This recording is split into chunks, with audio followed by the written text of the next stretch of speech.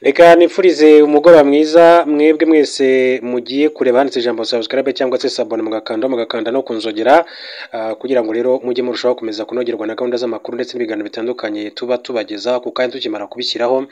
Hanyuma rero abari imbere mu gihugu cy'u Rwanda namwe muri hanze ku migabane yose igize isi dutuye mwese mu rurimi rw'ikinyarwanda ndabifuriza gukomeza kugira ibihe byiza. Ni byinshi byavuzwe cyane ku rupfu rwa Madame Ingabire Marie Immaculée wahoze ari umuyobozi wa Transparency International Rwanda uherutse kwitaba Imana.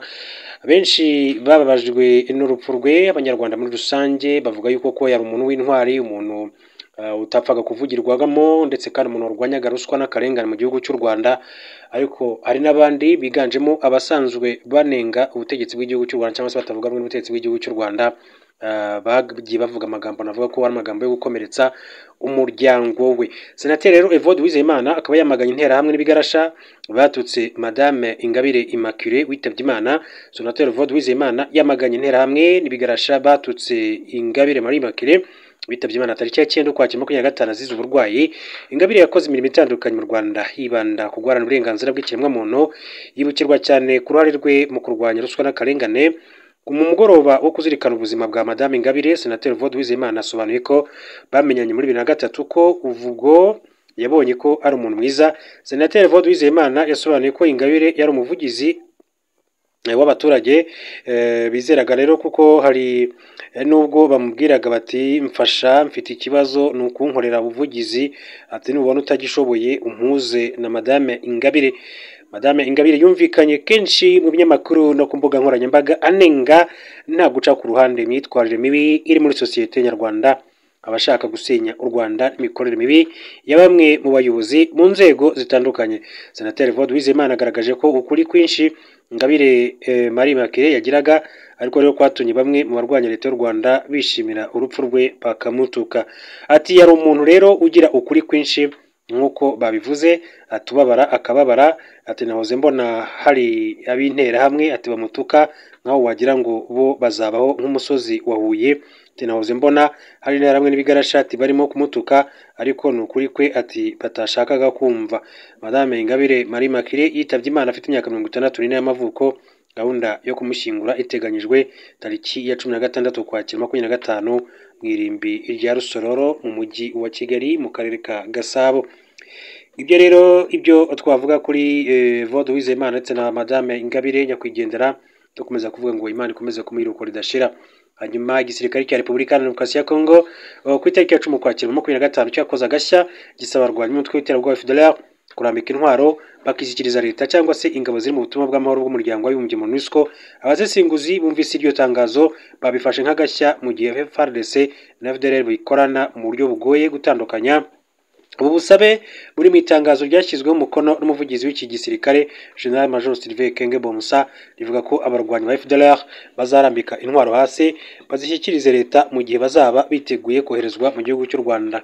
Ati igisirikare cya RDC kiributsa abasirikare bose ko batemere gukorana na FDLR mu buryo bumwe cyangwa se ubundi, kirasaba FDLR korohereza gahunda y'amahoro ikomeje bakishyikiriza leta badakoze ubugizi bwa nabi cyangwa ngo bamene amaraso. General Major Sylvain Ekenge Bomusa yasabye abaturage bakorana na FDLR kwitandukanya nayo ahubwo bakayishishikariza kwishyikiriza ubuyobozi bwa RDC cyangwa se MONUSCO, kandi ko nibatabikora FARDC izayambura intwaro ikoresheje imbaraga. Igisirikare cya RDC FARDC cyasobanuye ko cyatanze ubutumwa mu rwego rwo kubahiriza amasezerano y'amahoro u Rwanda n'iki gihugu byasinyiye i Washington DC tariki 27 Kamena 2025. Mu ngingo z'aya masezerano yagizwemo uruhare rukomeye na Leta Zunze Ubumwe za Amerika harimo gusenya FDLR no gukuraho ingamba z'ubwirinzi u Rwanda rwashyizeho, kandi ko ibyo bizagenzurwa n'urwego rw'umutekano ruhuriweho n'impande zombi. Amasezerano ya Washington DC ateganya ko gusenya FDLR ndetse no gukuraho ingamba z'ubwirinzi u Rwanda rwashyizeho bizakorwa mu minsi 90, akiziyongeraho indi 30 yo gusubiza uburasirazuba bwa RDC ku murongo. Byateganywe ko icyiciro cya mbere cyo gusenya FDLR kizaba ari cyo gusesengura ibibazo FDLR ishobora guteza imitwe y'ingabo zayo, imitwe yitwaje intwaro yishamikiyeho naho inyuza ibyangombwa ikenera. Ibyo bizakorwa n'inzego z'ubutasi. Muri Nyakanga kuva mu kwezi kwa 7 Minisitiri w'Ububanyi n'Amahanga n'Ubutwererane Ambassadeur Olivier Nduhungirehe yasobanuye ko mbere yo gusenya uyu mutwe hazabanza kuba ubukangurambaga rero bushishikariza gutaha. ati iyo tuvuga gusenya FDLR nta nubwo ari uguhita umuntu akoresha ingufu, ni ukubanza gushishikariza bifuza gutaha nk'uko benshi batashye bakajya mu buzima busanzwe. Twabiganiriyeho n'abahuza nabo barabizi, ati ni ukuzareba ko guverinoma ya Congo ifite ubushake bwo kubasenya. Byateganyijwe ko mu gihe abarwanyi ba FDLR bazaba banze kurambika intwaro ndetse no gutaha, ingabo za RDC zizatangira kubagabaho ibitero n'abandi bo mu mitwe ibashamikiyeho. U Rwanda rutangira rero gukuraho ingamba z'ubwirinzi. Mu cyiciro cya gatatu, GCM igizwe n'u Rwanda na RDC, Amerika n'indorerezi izasuzuma irebe niba ibikorwa byo gusenya FDLR bigenda uko byateganyijwe, hasuzumwe umusaruro biri gutanga, harebwe ku byuho rero kugira ngo bisibwe.